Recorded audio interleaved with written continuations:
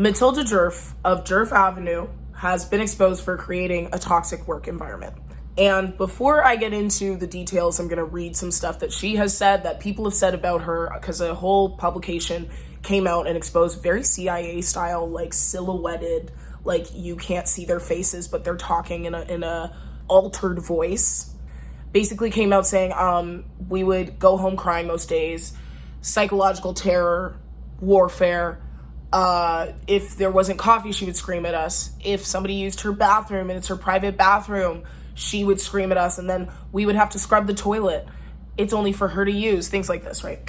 Before I even get into that, I just want to make up the point that people who are like her biggest fans, her biggest followers, who I think they're mostly blonde that I've seen, they've come out on TikTok and been like, so who are we following now? You guys, who are we following now? Like in a personality crisis, panic. And we don't need to be doing all that. Let us sit in the discomfort of having to think for ourselves for 2.5 seconds. Please. I think it would be good for us, because that is the whole problem. The whole issue with elevating and she's come out and said she just wasn't ready. She is very young, whatever. I'll get into that. But the whole issue with like fast fashion can be applied to fast influencers that we support in Elton. I'm not saying I've never purchased anything from Djerf Avenue, but her supporters who are so upset, who are so quick to need to find someone else to support and to copy and to, who are we looking to for style inspo? You need style inspo every single day.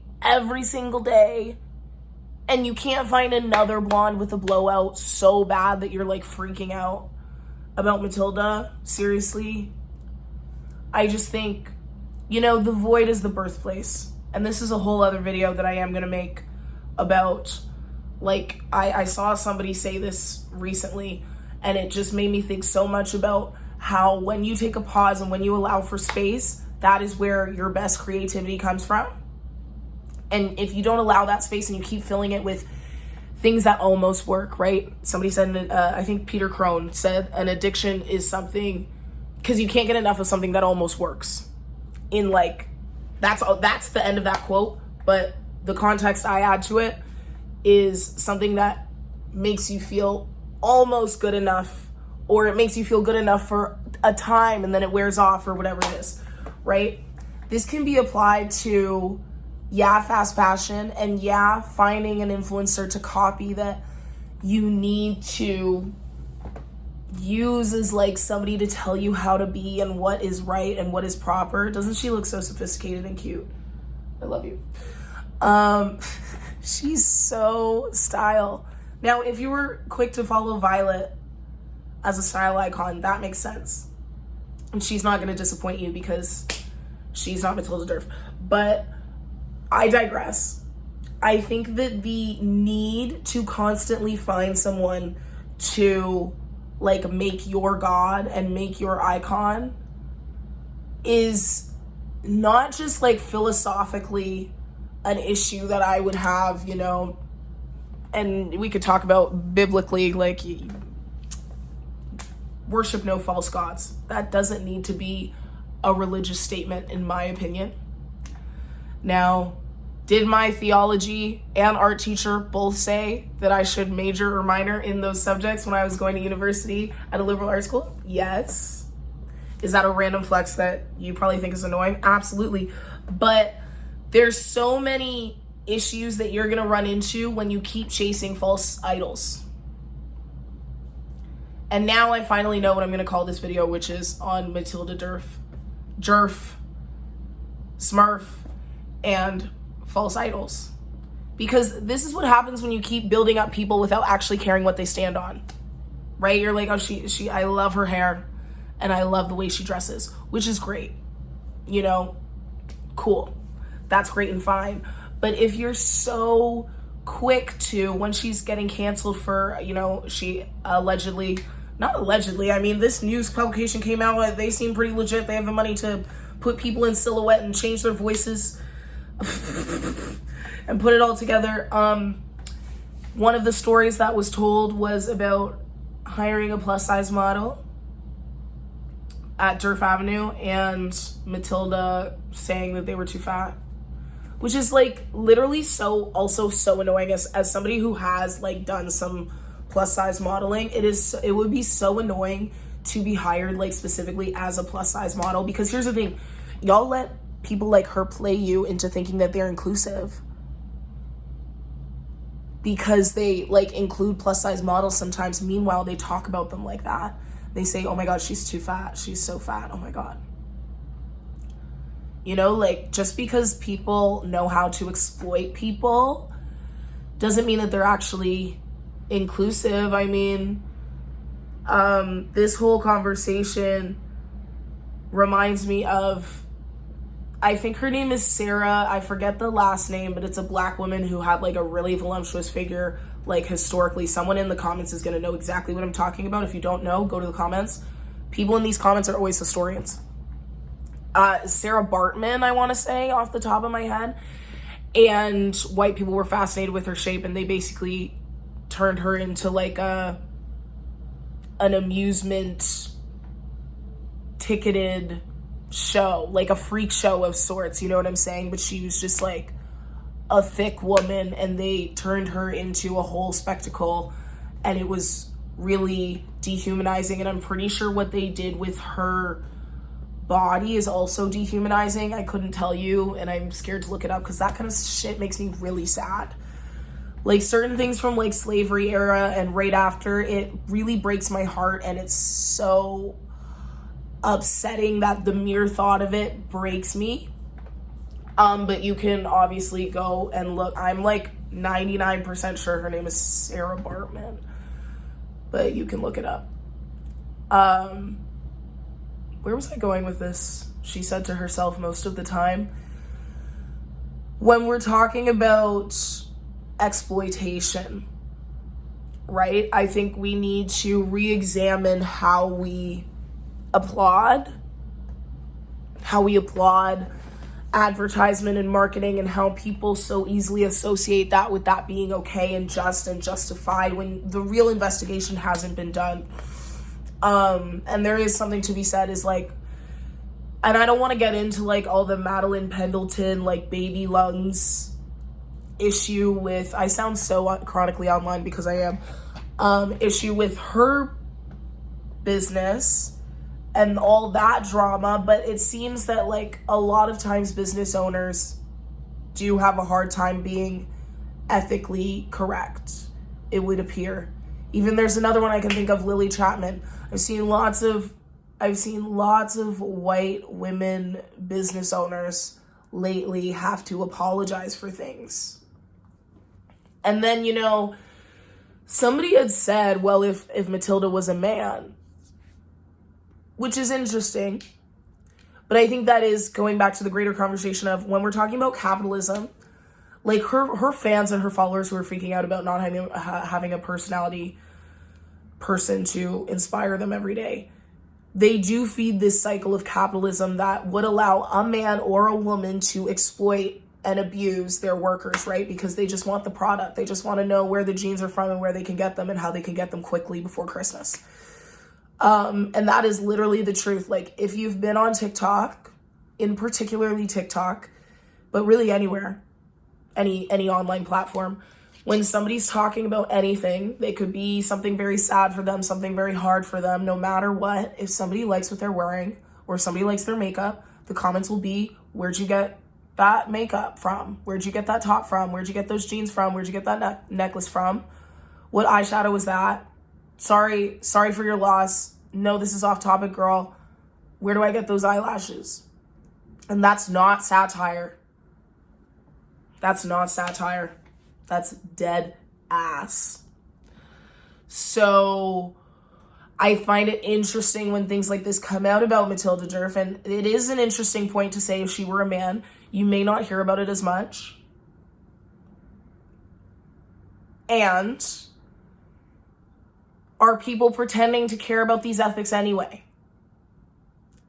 These people who are buying from her, and are so quick to be like, okay, who's next? Well, you clearly don't want to do the investigation to make sure who's next stays next and stays relevant and stays uncanceled and stays presumed innocent. Because that is what we've mostly been seeing and mostly been doing, is all these people are presumed innocent, presumed non-racist until proven racist.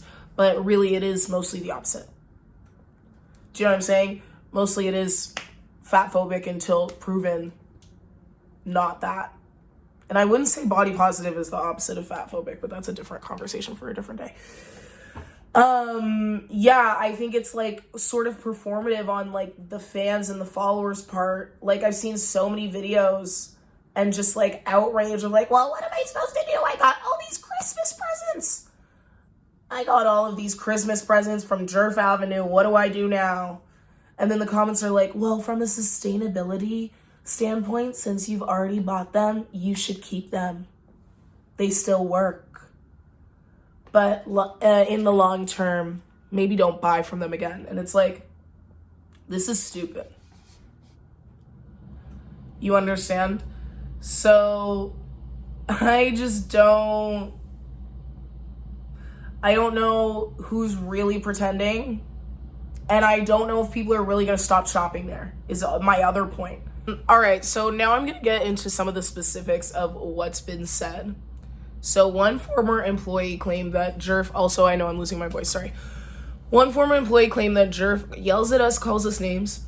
Another alleged Djerf would lose her temper if there was no coffee, if someone was sitting in the wrong seat, or if her food hadn't been heated up.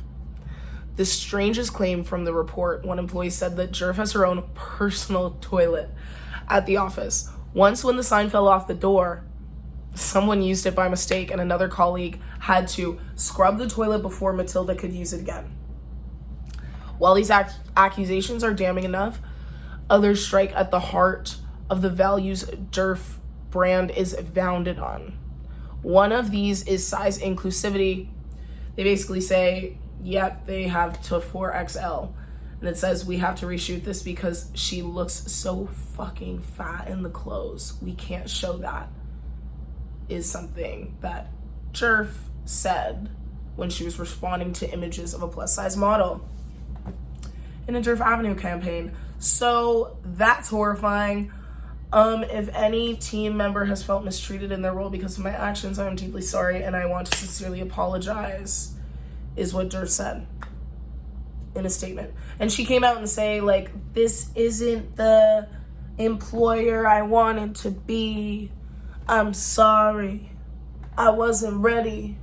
And she is like 25, which is crazy because I feel like I've heard about her for a while.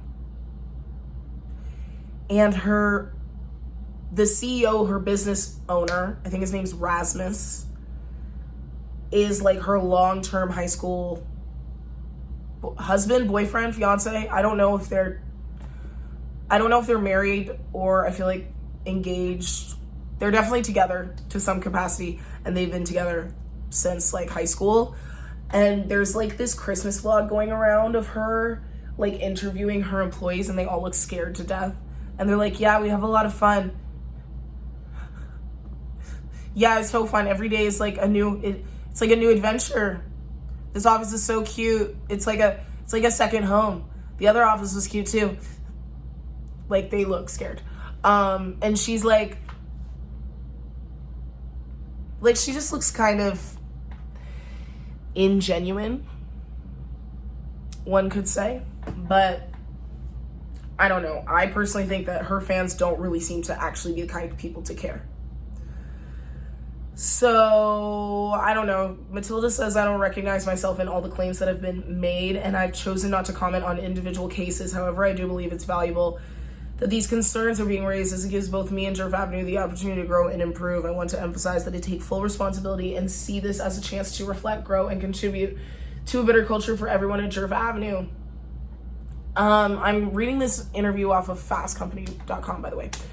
Yeah, and also she had a collab with Rhode, like Hailey Bieber, because she was like actually quite large. Like, I didn't realize how big Djerf Avenue was, that they were doing a collab with Rhode, which is Hailey Bieber's like lip gloss. And so Hailey Bieber really lucked out timing wise, because I think this whole thing came out like a day or two after the campaign had already like sold out. Like I think it sold out. It did really well, and then she got taken off the website. Matilda got taken off the road website with a swiftness after this came out. So kind of awkward. People have been buying a lot of like Christmas gifts. I don't know though. What do you think? Do you think people are like actually gonna stop? People who actually shop there, because I didn't shop there. Do you think people are actually gonna stop shopping there? Because I feel like they really don't care. People who want someone to copy so bad, they enjoy the feeling of the hamster wheel and the rat race. Like it does something for them because they have a seat at the table, right?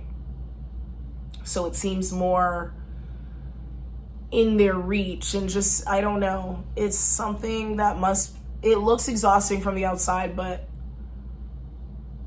it must feel good for some reason if they keep doing it, right? These cycles and these addictions have to serve in some capacity for people to keep coming back. And it's like, that's why you're on the internet the next day like, you guys, who do we follow now? Because it's like not comfortable to sit with yourself. So I don't know. That's all I know about 20 Djerf Avenue. That was so bad. Holding space for that ending. I love you. I'll see you next time. Bye.